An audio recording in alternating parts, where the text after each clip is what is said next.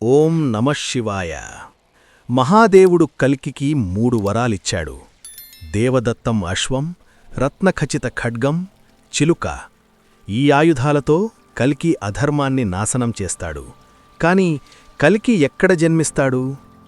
శంభల అనే రహస్య నగరంలో. హిట్లర్ రహస్యం. 1938వ సంవత్సరం. ప్రపంచం యుద్ధం అంచున ఉంది. జర్మనీలో అడాల్ఫ్ హిట్లర్ అధికారంలో ఉన్నాడు. ఆయుధాలు తయారవుతున్నాయి, సైన్యం సిద్ధమవుతోంది. కాని అదే సమయంలో హిట్లర్ ఒక రహస్య మిషన్ మొదలుపెట్టాడు. 5 జర్మన్లను టిబెట్ పంపాడు. ఎందుకు? ఆయుధాల కోసం కాదు, బంగారం కోసం కాదు, సైనికుల కోసం కాదు, ఒక నగరం కోసం. మ్యాప్లో లేని నగరం, కంటికి కనిపించని నగరం. కాని అక్కడ అపారమైన శక్తి దాగి ఉందని హిట్లర్ నమ్మాడు.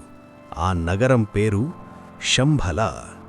హిట్లర్ నమ్మకస్తుడు హైన్రిక్ హిమ్లర్. ఈయన ఎస్ఎస్ అధిపతి.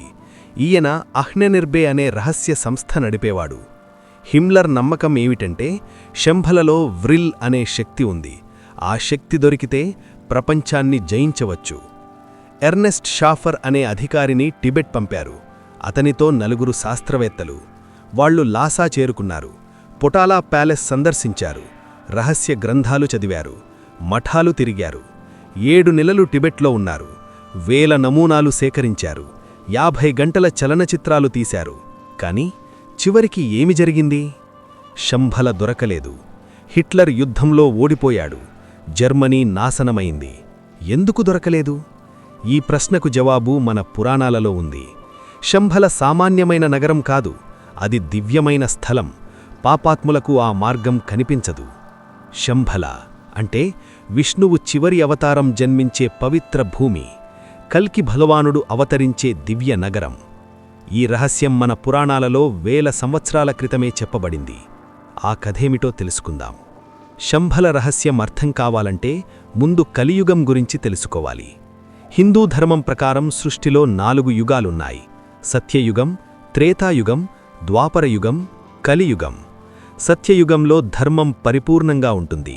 మనుష్యులు దేవతలతో సమానం. యుగాలు గడుస్తున్న కొద్దీ ధర్మం తగ్గుతూ వస్తుంది. ఇప్పుడు కలియుగం నడుస్తోంది. ధర్మం బాగా తగ్గిపోయింది. శ్రీమద్భాగవతంలో కలియుగ లక్షణాలు చెప్పబడ్డాయి. సత్యం లోపిస్తుంది. అబద్ధం చెప్పేవాడే తెలివైనవాడనిపించుకుంటాడు. తల్లిదండ్రులను గౌరవించరు. గురువులను లెక్క చెయ్యరు. డబ్బున్నవాడే గొప్పవాడు. బలవంతుడే రాజు. పవిత్ర నదులు కలుషితమవుతాయి. అడవులు నాశనమవుతాయి. కలియుగం ఇలా కొనసాగుతూనే ఉంటుంది. చీకటి పెరుగుతూనే ఉంటుంది. కాని ఒకరోజు వస్తుంది. కలియుగం పరాకాష్ఠకు చేరినప్పుడు, ధర్మం దాదాపు నాశనమైనప్పుడు విష్ణువు మళ్లీ అవతరిస్తాడు, తన 10వ అవతారంగా. కల్కి ఎక్కడ జన్మిస్తాడు? శంభల నగరంలో, విష్ణుయశుడు అనే బ్రాహ్మణుడి ఇంట్లో. ఇదే హిట్లర్ వెతికిన నగరం. కాని అతనికి తెలియనిది ఏమిటంటే ఈ నగరం పాపాత్ములకు కనిపించదు. శంభల స్వర్గం కంటే అందమైన నగరం. ఇప్పుడు శంభల నగరం గురించి తెలుసుకుందాం. హిట్లర్ మనుషులు టిబెట్ అంతా వెతికారు. హిమాలయ పర్వతాలు, మంచు శిఖరాలు, లోయలు అన్ని చోట్లా వెతికారు. కాని దొరకలేదు. ఎందుకంటే శంభల సామాన్యమైన నగరం కాదు. కల్కి పురాణంలో శంభల వర్ణన అద్భుతంగా ఉంది. హిమాలయ పర్వతాల ఆవల, మేఘాలు తాకే ఎత్తులో, మంచు శిఖరాల మధ్య ఒక లోయ ఉంది. ఆ లోయలో దాగి ఉంది శంభల. ఆ నగరానికి 8 రేకులున్న పద్మం ఆకారం. మధ్యలో రాజభవనం.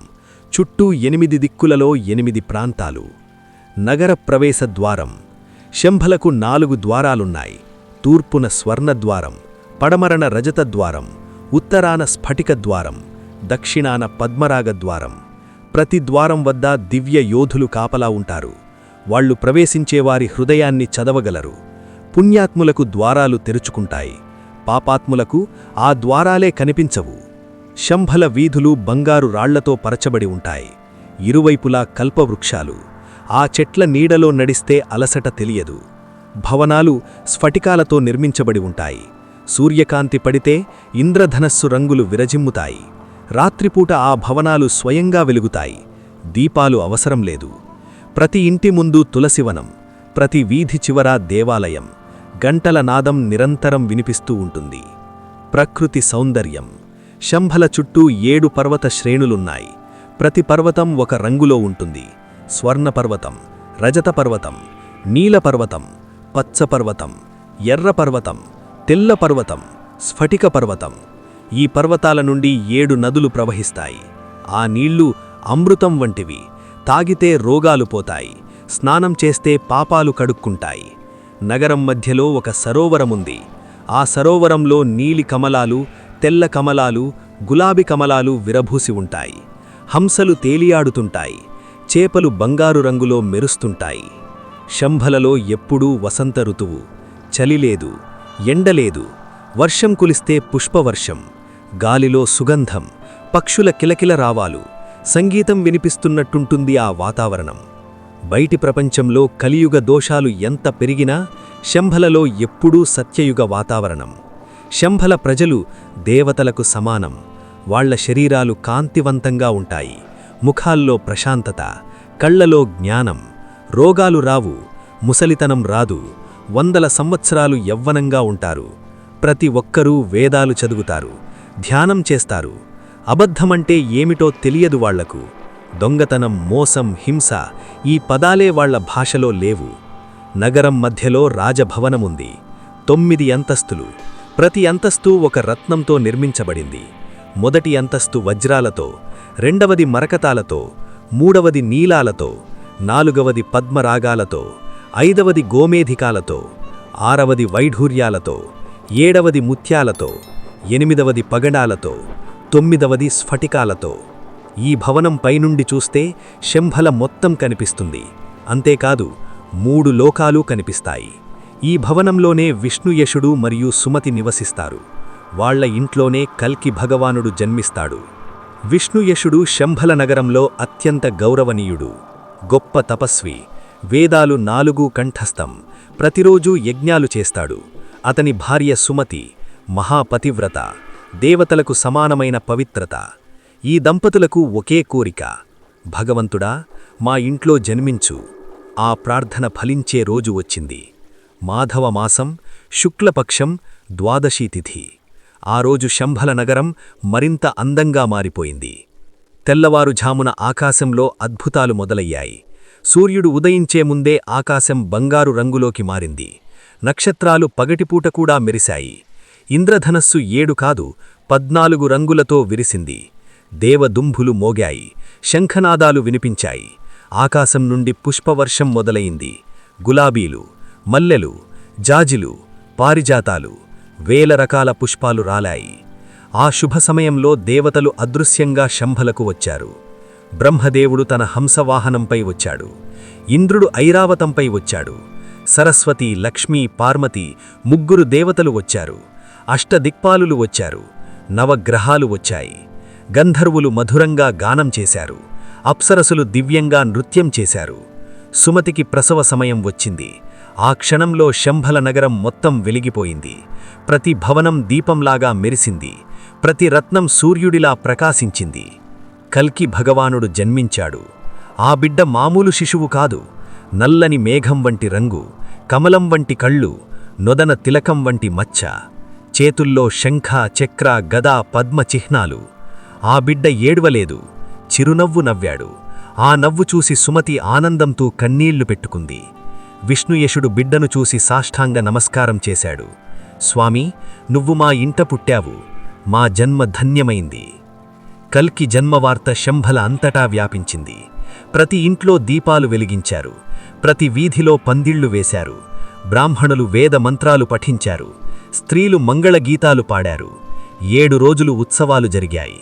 7 రాత్రులు నృత్య గానాలు జరిగాయి. శంభల సరోవరంలో కమలాలు మరింత విరభూశాయి. కల్పవృక్షాలు మరిన్ని ఫలాలు కాశాయి. పక్షులు మరింత మధురంగా పాడాయి. బ్రాహ్మణులు జాతక కర్మలు చేశారు. కల్కి అని నామకరణం చేశారు. కల్కి అంటే మలినాన్ని నాశనం చేసేవాడు అని అర్థం. కల్కి బాల్యం శంభలలో అద్భుతంగా గడిచింది. శంభలలో ఒక గురుకులముంది. సామాన్యమైన గురుకులం కాదు. నగరానికి తూర్పున సరోవరం ఒడ్డున ఆ గురుకులముంది. పెద్ద మర్రి చెట్టు. ఆ చెట్టు. ఆ చెట్టు నీడలో వేద పాఠశాల. చెట్టు చుట్టూ 12 శిలలు. 12 రాసులకు ప్రతీకగా. ఆ శిలల మీద కూర్చుని విద్యార్థులు చదువుకుంటారు. గురువు ముందు భాగంలో కూర్చుంటాడు. వెనుక భాగంలో అగ్నికుండం నిత్యం మండుతో ఉంటుంది. 5 సంవత్సరాల వయస్సులో కల్కి గురుకులంలో చేరాడు. అక్షరాభ్యాసమైంది. బంగారు పలక మీద మొదటి అక్షరం రాశాడు. కాని ఆశ్చర్యమేమిటంటే గురువు నేర్పించే ముందే కల్కికి అన్నీ తెలుసు. ఒక శ్లోకం చెబితే మొత్తం అధ్యాయం చెప్పేవాడు. ఒక సూత్రం చెబితే మొత్తం శాస్త్రం వివరించేవాడు. 10 సంవత్సరాలకు వేదాలు 4 కంఠస్థమయ్యాయి. ఋగ్వేదం, యజుర్వేదం, సామవేదం, అథర్వణవేదం అన్నీ. ఉపనిషత్తులు అవగతమయ్యాయి. పురాణాలు తెలిశాయి. ఇతిహాసాలు అర్థమయ్యాయి. 15 సంవత్సరాలకు శాస్త్రాలన్నీ నేర్చుకున్నాడు. ధర్మశాస్త్రం, అర్థశాస్త్రం, నీతిశాస్త్రం, యుద్ధశాస్త్రం. జ్యోతిష్యం తెలిసింది, వైద్యం తెలిసింది, సంగీతం వచ్చింది, నృత్యం వచ్చింది. కాని కలియుగ రాక్షసులను సంహరించాలంటే ఇవి సరిపోవు.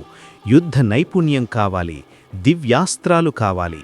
ఆ విద్యలు నేర్పగలిగేవారు ఒక్కరే ఉన్నారు, పరశురాముడు.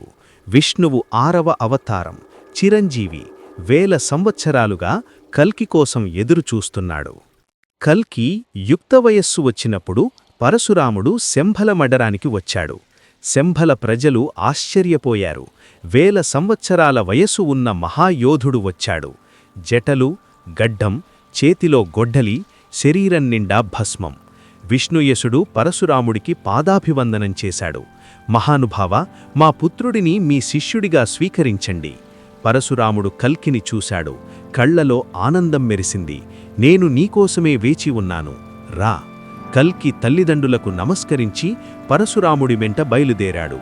శంభల నగరం ద్వారం దాటి మేఘాల మధ్య నుండి మహేంద్ర పర్వతానికి వెళ్ళాడు.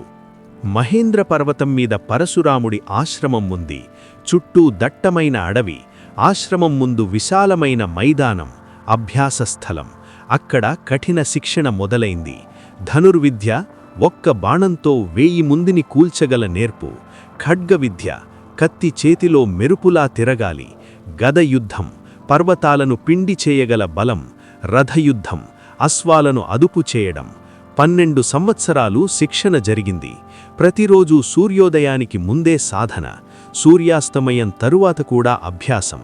కల్కి అన్ని విద్యలలో పరిణతి సాధించాడు. పరశురాముడు సంతోషించాడు. కల్కి, నువ్వు యోధులలో శ్రేష్ఠుడివి. కాని దివ్యాయుధాలు కావాలంటే మహాదేవుడిని ప్రసన్నం చేసుకో. కల్కి గురువుకు నమస్కరించి శివారాధనకు బయలుదేరాడు. కల్కి హిమాలయాలలో ఒక ఏకాంత ప్రదేశానికి వెళ్ళాడు. అక్కడ శివలింగం ప్రతిష్ఠించుకుని తపస్సు మొదలుపెట్టాడు. ఓం నమః శివాయ, ఓం నమః శివాయ. రాత్రింబవళ్ళు మంత్రజపం. నిద్రలేదు, ఆహారం లేదు. రోజులు గడిచాయి, నెలలు గడిచాయి. చివరికి శివుడు ప్రత్యక్షమయ్యాడు. జటాజూటంలో గంగ, నొసటన చంద్రుడు, కంఠంలో నాగరాజు, చేతిలో త్రిశూలం. కల్కి సాష్టాంగ నమస్కారం చేశాడు. మహాదేవా, నాకు కలియుగ రాక్షసులను సంహరించే శక్తి కావాలి. శివుడు ప్రసన్నుడయ్యాడు. కల్కి, నీకు 3 దివ్య వరాలు ఇస్తున్నాను. మొదటి వరం దేవదత్తం. ఆకాశం నుండి ఒక దివ్య అశ్వం దిగివచ్చింది. తెల్లని రంగు, వెండి కాంతి, మెరుపు వేగం. 4 కాళ్లకు బంగారు గజ్జెలు, మెడలో రత్నహారం, నొసటన వజ్రం. ఈ గుర్రం గరుడుడి అంశ. గాలిలో ఎగరగలదు, నీటిపై నడవగలదు. ఒక్క క్షణంలో ముల్లోకాలు చుట్టిరాగలదు. రెండవ వరం రత్న ఖచిత ఖడ్గం. నవరత్నాలతో అలంకరించబడిన ఖడ్గం ప్రత్యక్షమైంది.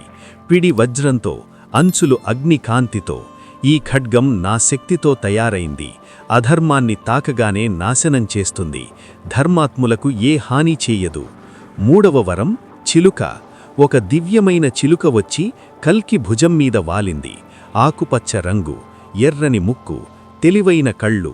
ఈ చిలుక భూత వర్తమాన భవిష్యత్తు తెలుసు. శత్రువుల కుట్రలను ముందే చెప్తుంది. కల్కి, వెళ్ళు, ధర్మాన్ని పునరుద్ధరించు. కల్కి దేవదత్తం అశ్వం ఎక్కి శంభల నగరానికి తిరిగి వెళ్ళాడు. దేవదత్తం అశ్వంపై, ఖడ్గం చేతిలో, చిలుక భుజంపై దివ్య యోధుడిలా వచ్చాడు. శంభల నగరం ప్రజలు ఆనందంతో స్వాగతించారు. అప్పుడే సింహల ద్వీపం నుండి వార్త వచ్చింది. బృహద్రథ రాజు తన కుమార్తెలను కల్కికి ఇచ్చి వివాహం చెయ్యాలనుకుంటున్నాడు.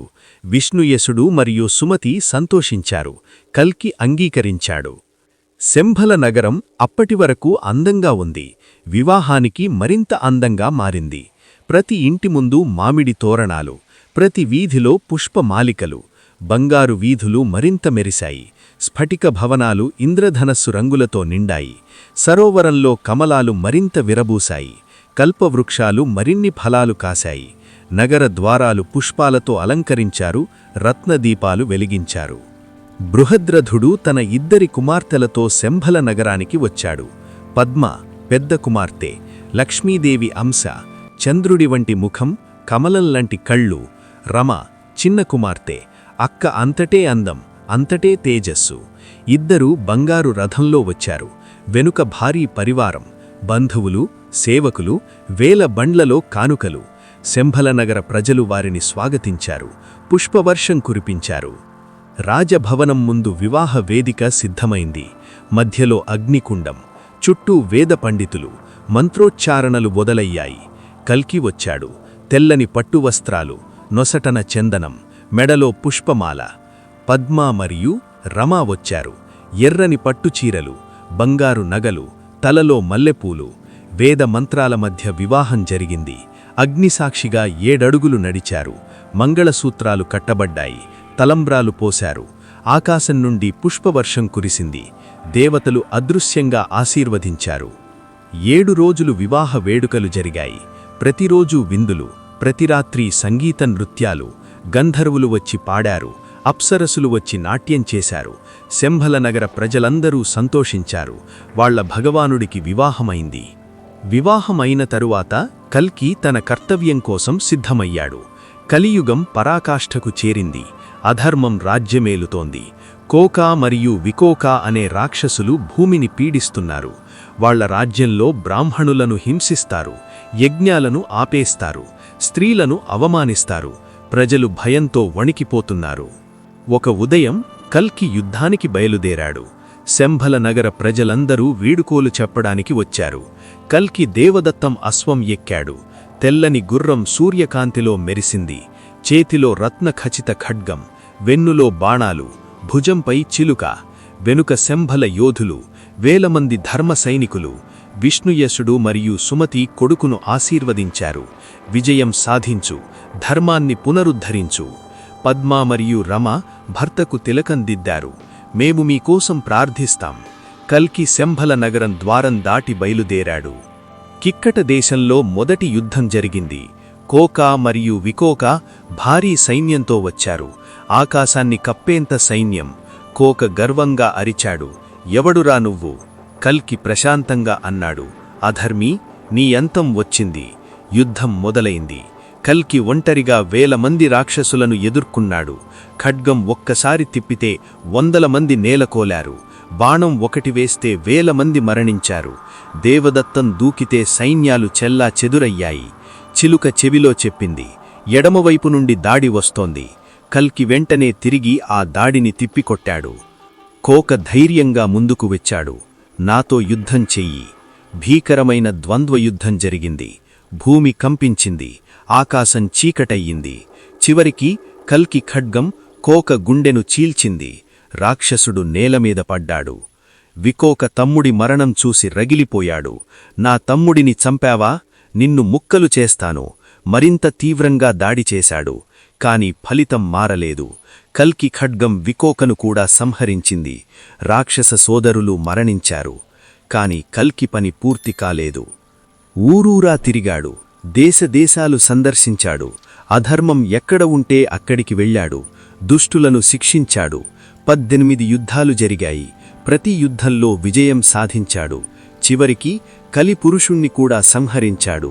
అధర్మం అంతరించింది. భూమి శుద్ధి అయింది. యుద్ధాలు ముగిశాయి. ధర్మం విజయం సాధించింది. కల్కి తన సేనాపతులకు, ధర్మాత్ములైన రాజులకు భూమిని పంచి ఇచ్చాడు. ధర్మంగా పరిపాలించండి, ప్రజలను సంతానంలా చూసుకోండి. తన తల్లిదండ్రులను బద్రికాశ్రమానికి పంపాడు. తరువాత కల్కి శంభల నగరానికి తిరిగి వెళ్ళాడు. కల్కి తిరిగి వస్తున్నాడని తెలిసి శంభల నగరం సంబరాలు చేసుకుంది. బంగారు వీధులు మరింత మెరిశాయి. స్ఫటిక భవనాలు ఇంద్రధనస్సు రంగులతో వెలిగాయి. కల్పవృక్షాలు మరిన్ని ఫలాలు కాశాయి. సరోవరంలో కమలాలు మరింత విరబూశాయి. ప్రజలందరూ ద్వారాల వద్ద నిలబడి ఎదురుచూశారు. కల్కి దేవదత్తం అశ్వంపై వచ్చాడు. విజేతగా, ధర్మరక్షకుడిగా. ప్రజలు పుష్పవర్షం కురిపించారు. జై కల్కి భగవాన్ అని జేజేలు పలికారు. పద్మ మరియు రమ భర్తను కౌగిలించుకున్నారు. కల్కి తన భార్యలతో శంభల నగరంలో కొంతకాలం నివసించాడు. ఆ రోజులు అద్భుతంగా గడిచాయి. తెల్లవారుఝామున లేవడం, సరోవరంలో స్నానం చేయడం, దేవాలయంలో పూజ చేయడం, పగలు ప్రజలతో గడపడం, వాళ్ల సమస్యలు తీర్చడం, ధర్మం బోధించడం, సాయంత్రం సరోవరం ఒడ్డున కూర్చోవడం, సూర్యాస్తమయం చూడడం, పక్షుల గానం వినడం, రాత్రి భార్యలతో కలిసి రాజభవనంలో విశ్రాంతి తీసుకోవడం. శంభల నగరం పూర్వం నుండే అందంగా ఉంది. కల్కి వచ్చిన తరువాత మరింత అందంగా మారింది. కొంతకాలం తరువాత కల్కి తన కర్తవ్యం పూర్తి అయిందని గ్రహించాడు. ఒక ఉదయం కల్కి అసలు రూపం చూపించాడు. 4 చేతులు, శంఖ, చక్ర, గద, పద్మాలు, నీలిరంగు శరీరం, పసుపు పట్టు వస్త్రం, వైజయంతి మాల, సాక్షాత్తు మహావిష్ణువు. ప్రజలందరూ సాష్టాంగ నమస్కారం చేశారు. దేవతలు ఆకాశం నుండి వచ్చారు. పుష్పవర్షం కురిపించారు. వేద మంత్రాలు పఠించారు. విష్ణువు వైకుంఠానికి వెళ్ళిపోయాడు. ఆ క్షణం నుండి భూమిపై సత్యయుగం మొదలైంది. నదులు స్వచ్ఛంగా ప్రవహించాయి. భూమి సారవంతమైంది. చెట్లు పుష్పించాయి. మనుషుల్లో మార్పు వచ్చింది. సత్యం మాట్లాడారు. ధర్మం ఆచరించారు. ధర్మం 4 పాదాల మీద నడిచింది. శంభల ఆ దివ్యనగరం మరింత ప్రకాశవంతమైంది. స్వర్గం కంటే అందంగా, వైకుంఠం కంటే పవిత్రంగా. మొదట్లో హిట్లర్ గురించి చెప్పాము. అతను శంభల కోసం వెతికాడు, దొరకలేదు. ఇప్పుడు అర్థమైంది కదా ఎందుకు దొరకలేదు. శంభల శక్తి కోసం వెళ్లేవాళ్లకు కనిపించదు. హిట్లర్కు అధికారం కావాలి, అందుకే విఫలమయ్యాడు. కల్కికి ధర్మం కావాలి, అందుకే విజయం సాధించాడు. కల్కి ఎప్పుడొస్తాడు ఎవరికీ తెలియదు, కాని తప్పకుండా వస్తాడు. అప్పటి వరకు మనం ఏమి చెయ్యాలి? మన హృదయంలో శంభలను నిర్మించాలి. సత్యం మాట్లాడాలి, ధర్మం ఆచరించాలి, దయచూపాలి. ఒక్కొక్కరూ వెలుగు వెలిగిస్తే లోకమంతా వెలుగుతుంది. అదే నిజమైన శంభల. జై శ్రీమన్నారాయణ. జై కల్కి భగవాన్. నా భక్తుల్లారా, వీడియో నచ్చితే ఒక లైక్ ఇవ్వండి. అది మాకు చాలా ప్రోత్సాహకరంగా ఉంటుంది. మీ కుటుంబంతో, స్నేహితులతో షేర్ చేయండి. మీ అభిప్రాయాన్ని కామెంట్లలో తప్పకుండా చెప్పండి. మరిన్ని కథలు వినడానికి మన ఛానల్ను సబ్స్క్రైబ్ చేస్తే మీరు వాటిని మిస్ అవ్వరు. చూసినందుకు అందరికీ నా హృదయపూర్వక ధన్యవాదాలు.